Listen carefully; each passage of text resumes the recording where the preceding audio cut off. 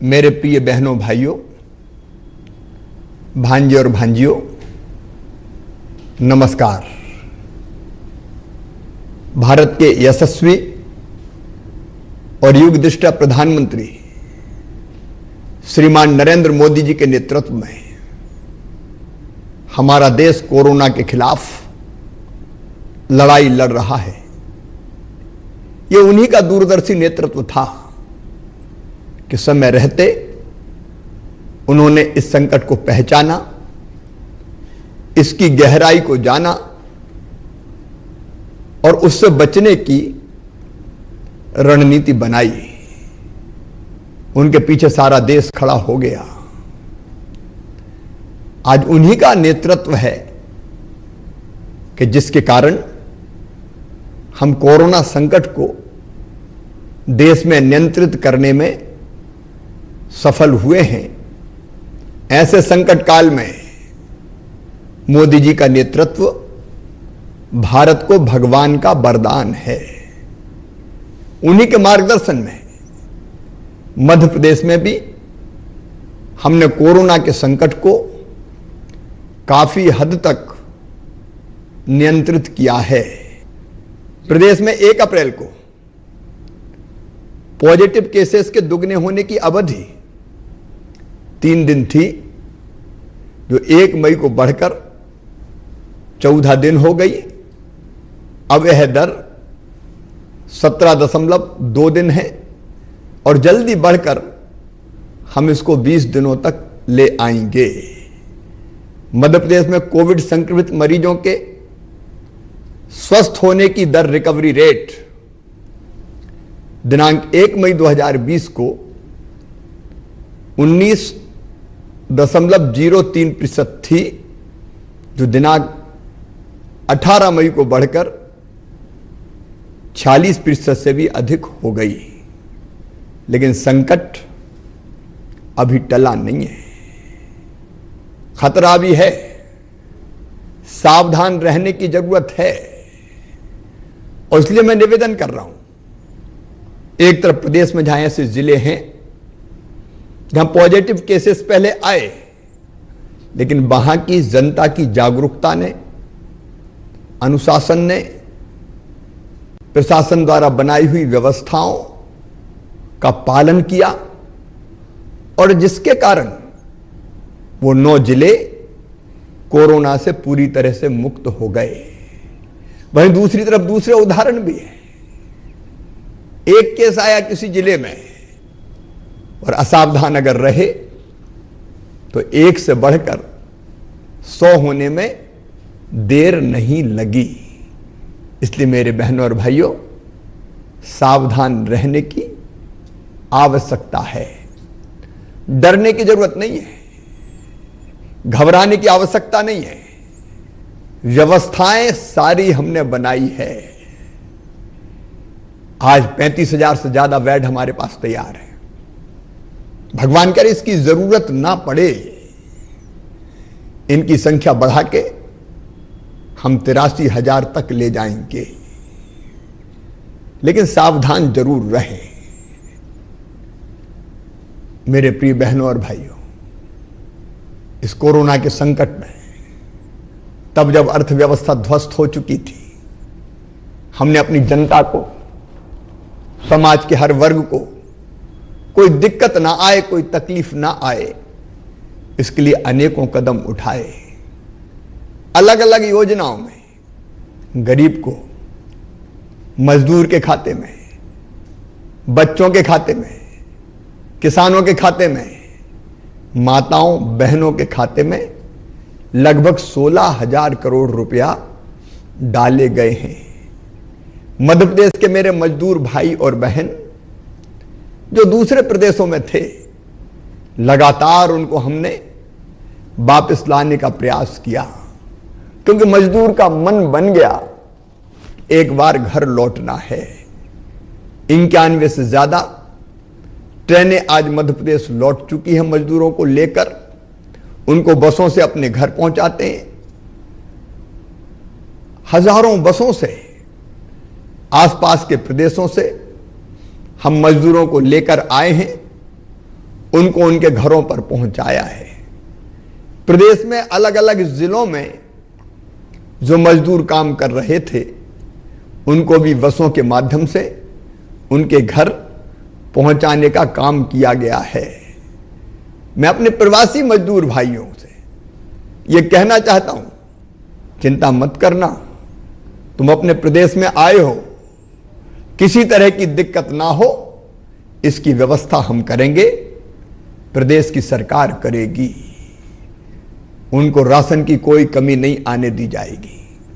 बिना ration card के उनको राशन दिया जाएगा। पंचायत तत्काल उनके जॉब कार्ड बनाएगी ताकि उनको मनरेगा में तत्काल रोजगार मिल सके। और मेरे प्रवासी मजदूर बहनों और भाइयों, हमने ये फैसला भी कर लिया है कि आपको संबल योजना की पात्रता होगी।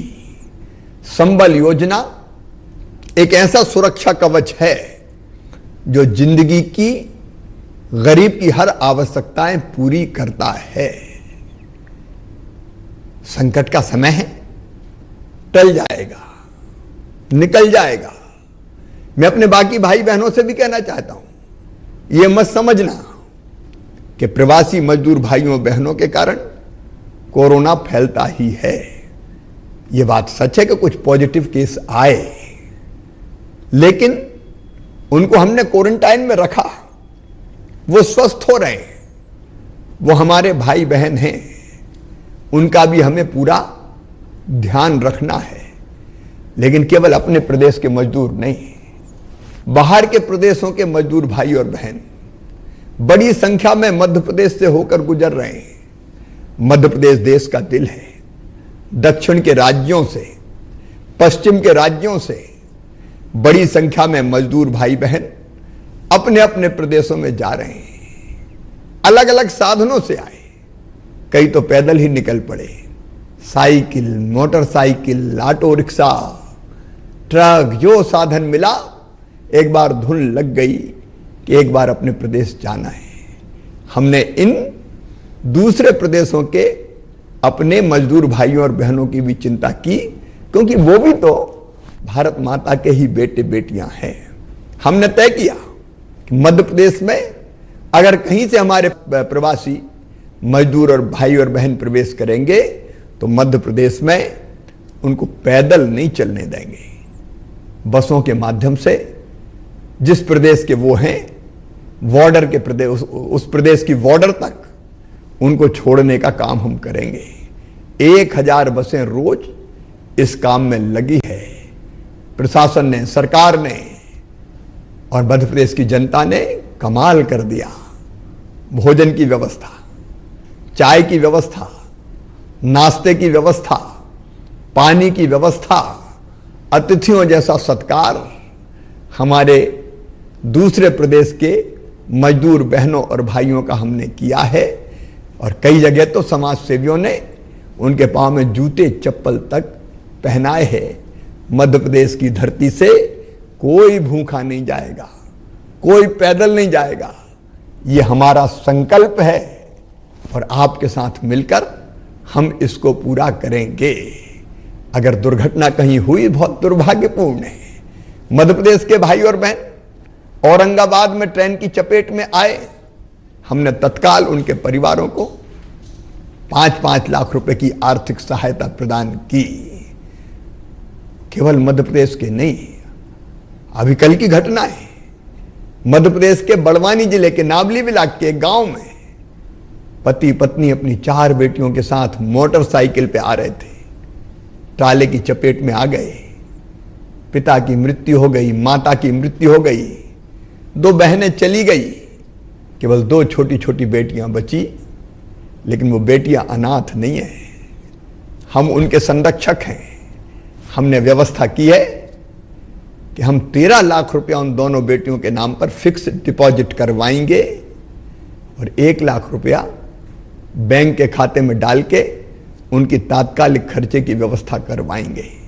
संकट के समय जो काम ना आए वो काय की सरकार है। बहनों और भाइयों, केवल अपने प्रदेश नहीं, बाहर के प्रदेश के भाई और बहन भगवान ना करे उनको कोई कष्ट या तकलीफ हो, लेकिन कुछ एक्सीडेंट हुए, हमने तय किया कि उनमें जो नहीं रहे उनके आश्रितों को 1-1 लाख रुपए की राशि, घायलों को 25,000 रुपए की राशि, उनके इलाज की निःशुल्क व्यवस्था और उनके पार्थिव शरीर को उनके घर तक छोड़ने की व्यवस्था करेंगे। संकट के समय हम सब एक हैं, उनके साथ हैं। मेरे किसान भाइयों, आपको भी चिंता करने की जरूरत नहीं है। इस समय 90 लाख मीट्रिक टन गेहूं सरकार ने खरीदा है। ये आज तक का सबसे बड़ा रिकॉर्ड है। 10,000 करोड़ रुपया किसान के खातों में पहुंच चुका है। और बाकी गेहूं की चिंता मत करना, एक एक दाना खरीदेंगे, ये हमारा संकल्प है। बाकी उपज सरसों, चना, मसूर, उसको भी खरीदने की कार्रवाई चल रही है। 0% ब्याज पर कर्ज दिया जा रहा है। 2,290 करोड़ रुपए की राशि फसल बीमा योजना की अभी दी है 15 लाख किसानों के खाते में, और 18-19 की है ये। 19 और 20 की भी प्रक्रिया जल्दी पूरी करके फसल बीमा योजना का पैसा उनके खाते में डाला जाएगा। मेरे किसान भाइयों, मैंने आपको आश्वस्त किया है कि आपके गेहूं का एक एक दाना खरीदेंगे, लेकिन आपसे निवेदन है, जब आपको SMS जाए तभी अपनी उपज लेकर खरीदी केंद्र पर पहुंचें और वहां फिजिकल डिस्टेंसिंग का मतलब 2 गज की दूरी का पूरी तरह से पालन करें। रेलवे स्टेशन और बस स्टैंड पर आने वाले बहनों और भाइयों से भी मैं निवेदन करना चाहता हूं कि कृपया करके अपने लिए, अपनी सुरक्षा के लिए 2 गज की दूरी का पूरी तरह से पालन करें, भीड़ ना लगाएं।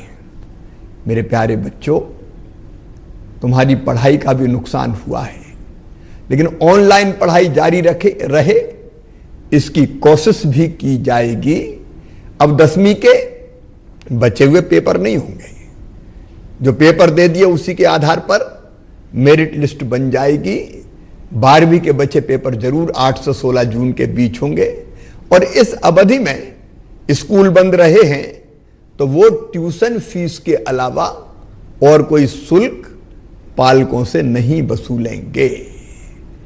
हमारी माताओं बहनों के कल्याण के लिए भी कई योजनाएं हैं, मैं उनके बारे में अभी विस्तार से नहीं जाऊंगा, लेकिन महिला सशक्तिकरण का भी काम हम कर रहे हैं। समाज के हर वर्ग के साथ प्रदेश की सरकार खड़ी है, और भारत सरकार ने जो पैकेज दिया है उसको भी आदर्श रूप से हम जमीन पर उतारेंगे। लेकिन अभी सावधान रहना है। लॉकडाउन 4 प्रधानमंत्री जी ने कहा है कि अलग रंग में और अलग रूप में होगा। हमको सावधान तो रहना है, लेकिन जान के साथ जहान भी बचाना है। आर्थिक गतिविधियां चालू करना है, और इसलिए मध्य प्रदेश ने क्राइसिस मैनेजमेंट ग्रुप्स से, मध्य प्रदेश की जनता से, अलग अलग वर्गों से बातचीत करके लॉकडाउन के नए स्वरूप को तय किया है। अब मध्य प्रदेश में केवल 2 जोन होंगे, एक ग्रीन और दूसरा रेड। और ग्रीन और रेड दोनों जोन में कंटेनमेंट एरिया और उससे लगा बफर एरिया होगा। अब मैं आपको इन जोन्स में कौन सी चीजें होंगी, कौन सी नहीं होंगी, उसकी जानकारी दे रहा हूं। कंटेनमेंट एरिया, कंटेनमेंट मतलब जहां पॉजिटिव प्रकरण हैं, जहां सावधानी रखने की जरूरत है, उन कंटेनमेंट एरिया में केवल अत्यावश्यक गतिविधियों की अनुमति होगी। इस जोन के भीतर आना और बाहर जाना पूरी तरह से प्रतिबंधित रहेगा। यह आपकी सुरक्षा के लिए जरूरी है। आपको घरों में रहना होगा। अत्यावश्यक वस्तुओं की सप्लाई आपके द्वार पर की जाएगी। मेडिकल इमरजेंसी की सेवाएं जारी रहेगी। कंटेनमेंट एरिया में कोई उद्योग संचालित नहीं होंगे, परंतु इनके बाहर सभी स्थानों पर उद्योग संचालित किए जा सकेंगे। दोनों जोन्स में मतलब रेड और ग्रीन गतिविधियां प्रतिबंधित रहेंगी। स्कूल, कॉलेज, कोचिंग, प्रशिक्षण संस्थान, होटल, रेस्टोरेंट, हॉस्पिटैलिटी सेवाएं, cinema hall, shopping malls, gym, swimming pool, मनोरंजन पार्क, थिएटर्स, ऑडिटोरियम, सामुदायिक कार्यक्रम, सभी प्रकार के सामाजिक, राजनीतिक, खेलकूद संबंधी, मनोरंजन, अकादमिक, सांस्कृतिक, धार्मिक आयोजन और बड़ी सभाएं प्रतिबंधित रहेंगी। सभी धार्मिक स्थल, पूजा स्थल और धार्मिक सभाएं नहीं होंगी। शाम 7 बजे से लेकर सुबह 7 बजे तक लोगों का आगमन पूरी तरह से प्रतिबंधित रहेगा। ये ग्रीन जोन में भी और रेड जोन में भी। इस समय मतलब शाम 7 से सवेरे 7 तक केवल अत्यावश्यक गतिविधियों की अनुमति दी जा सकेगी। सार्वजनिक परिवहन मतलब बस सेवा अभी 1 सप्ताह तक पूरे प्रदेश में प्रतिबंधित रहेंगी। 1 सप्ताह बाद हम फिर रिव्यू करके अगला फैसला करेंगे। अब रेड जोन में जो इलाके सम्मिलित है उसको आप ध्यान से सुनिए। इंदौर और उज्जैन संपूर्ण जिले, क्योंकि यहां शहर के अलावा भी संक्रमण है। भोपाल, बुरहानपुर, जबलपुर, खंडवा तथा देवास के नगर पालिक निगम क्षेत्र, मंदसौर, नीमच, धार व कुक्षी के नगर पालिका क्षेत्र ये रेड जोन में होंगे। इनके अलावा बाकी जिले ग्रीन जोन में होंगे। आगामी आदेश तक यहां बाजार बंद रहेंगे। इसके बाद सप्ताह भर बाद समीक्षा करके फिर आगे निर्णय लिया जाएगा। रेड जोन में मोहल्लों की दुकानें, स्टैंड अलोन दुकानें, रहवासी परिसर की दुकानें तथा बाजार में स्थित आवश्यक वस्तुओं की दुकानें खुली रहेंगी। ऑनलाइन शिक्षा, मेडिकल पुलिस आवास, क्वारंटाइन सेंटर, फंसे हुए लोगों को रोकने में उपयोग किए जा रहे hotel, bus depot, railway station, airport में संचालित कैंटीन्स, ऐसे रेस्टोरेंट के किचन जिनका उपयोग भोजन की होम डिलीवरी में हो रहा है, खुले रहेंगे। स्पोर्ट्स कॉम्प्लेक्स, स्टेडियम, यहां खिलाड़ी जाएंगे, दर्शक नहीं जाएंगे। सभी प्रकार का माल परिवहन जारी रहेगा। खाली ट्रक्स भी आवाजाही कर सकेंगे। सभी स्वास्थ्य कर्मियों और सफाई कर्मियों का आवागमन जारी रहेगा। उद्योगों के लिए श्रमिकों को लाने ले जाने के लिए बसों की अनुमति दी जाएगी। शासकीय व निजी कार्यालय 50% क्षमता से संचालित होंगे, आधी क्षमता से संचालित होंगे। ग्रीन जोन में, जो दोनों जोन में प्रतिबंधित गतिविधियां हैं, जिसका मैंने पहले उल्लेख किया, होटल मॉल्स वगैरह, सिनेमा हॉल वगैरह, उनको छोड़कर सभी प्रकार की गतिविधियां चालू की जाएंगी। मसलन दुकानें, बाजार, सब्जी मंडियां, निजी शासकीय कार्यालय, निजी वाहन से आवागमन, ये पूरी तरह से चालू कर दिया जाएगा। हां, इतना मैं जरूर कहता हूं कि यदि कोई ग्रीन जोन है, वहां पॉजिटिव केसेस बढ़ेंगे तो वो रेड जोन में आ जाएगा।